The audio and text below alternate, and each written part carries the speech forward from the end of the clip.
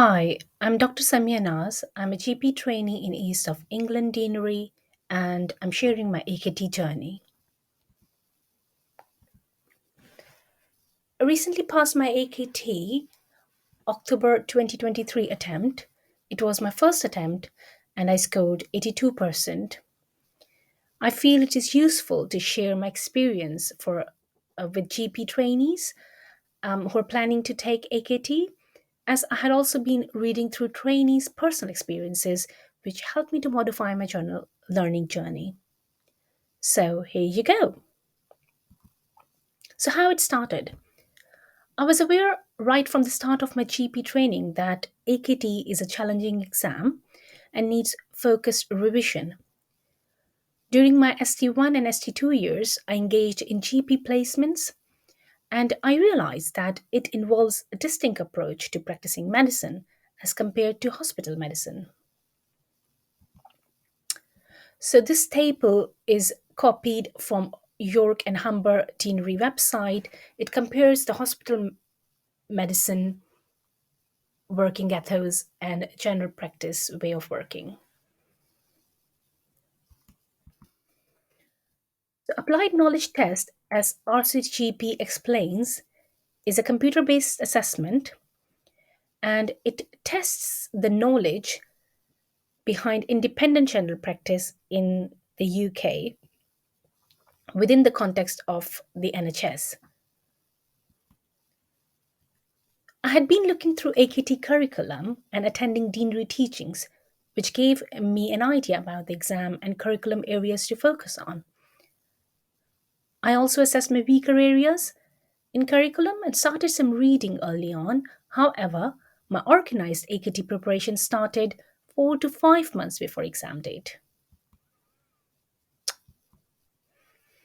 So, I will be briefly going through useful resources I had been using for preparation. Did not go through each one of them in depth, however, I used them as needed. So, I enrolled in 150 days eMedica Pass Guarantee program in early June for October exam attempt.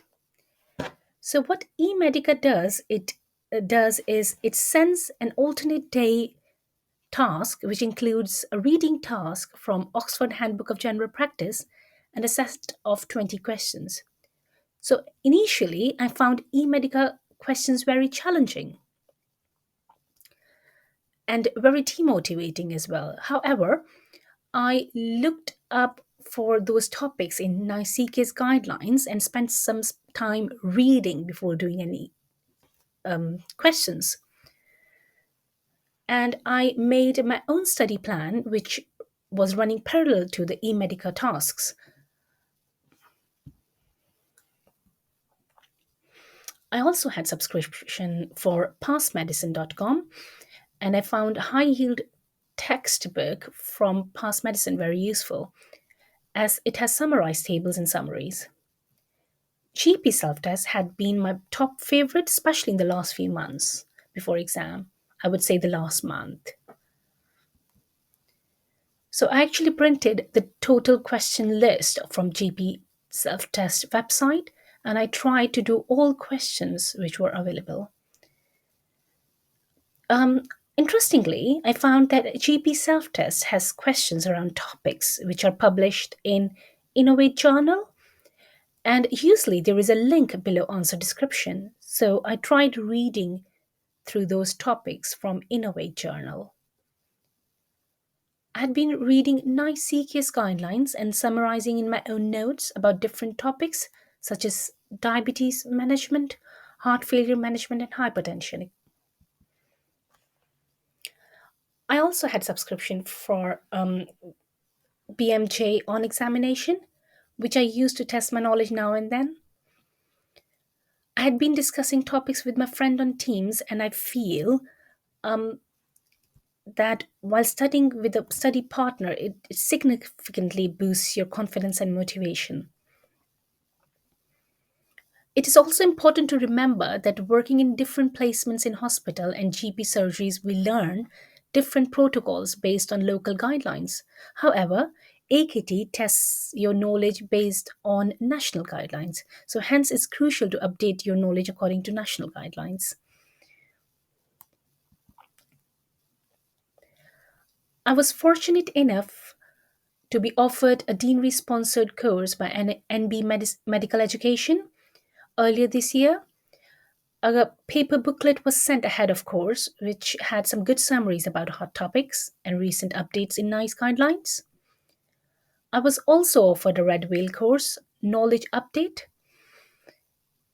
and I did print a few topics from the Red Whale website as I love the way they present the nice summaries in pictorial knowledge summaries. For statistics, I did some reading from pastmedicine.com, high yield textbook, to understand basic stats concepts. I also watched 14 Fish stats videos. I found the videos very helpful, especially those about graph interpretation. On RCGP website, there is a PDF booklet about clinical evidence and data interpretation, stats in the AKT, which is a guide for a tutorial and peer group learning. I feel it's a very helpful publication, and you can look for it on RCGP website. I also attended eMedica Stats half-day course by Dr. Mahibur Rahman. It was immensely useful and it touches all key concepts about AKT stats. You may find it for free on Bridge app, depends on which deanery you are. In my notes, I had also been writing stats formally for revision, and I had been retesting my knowledge about doing stats question on GP self-test, Past Medicine and eMedica question bank. There is a book named Medical Statistics Made Easy by Harrison Taylor.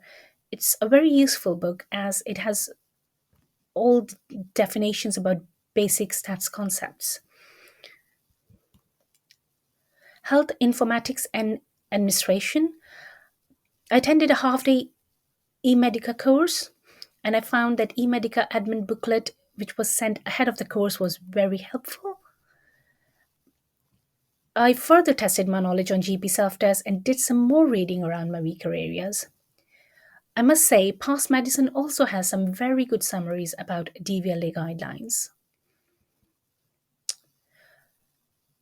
Do not forget to look through ophthalmology, dermatology, and ENT pictures for important conditions. So here are some resources which I had been using. I had been using iWiki for ophthalmology, DermNet NC for dermatology, and I had been looking up audiograms on Kiki Medics.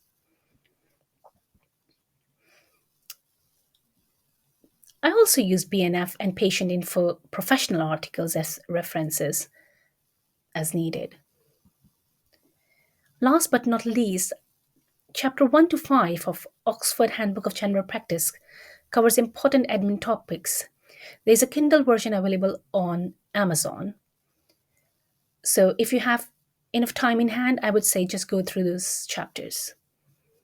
And yes, I was able to catch up on live Aurora Big Mark, which was free for the day. And by the end of the course, some useful flashcards were sent. And I found them very helpful for the revision, especially a few weeks before exam. Also, last 30 days before exam, I had been watching Dr. Mahibur Rahman's AKT 30 Days Challenge videos. Each video has a question and an explanation. You can find it on YouTube. It is worthwhile to read examiner's feedback report on previous AKT and areas causing difficulty for candidates. I would suggest to write down a list of all those topics and go through them one by one from NICE CKS guidelines. So, who needs some advice? So, best way to prepare is what works best for you. From a personal experience, following are some tips which you may find helpful. Give yourself enough time for preparation. Book some study leave or annual leave just before exam time. Try focusing on weaker areas in curriculum early on. Read NICE CKS guidelines. breaking down to bite sized pieces of information. Prepare a timetable and make sure you follow it. So each of us is different. Some of us like looking at the videos, some of us like listening to audios and learn from them. Some of us love to read, and there are some who love to write. However, we need all these modes of learning for an exam as challenging as AKT. But finding out what works best for you can be helpful. For example, for me, writing down summaries around my weaker areas worked really well. So, last day before exam, try to get some good sleep. Do not try to cram too much, especially on the last day. Try relaxation techniques. Good luck in your exam.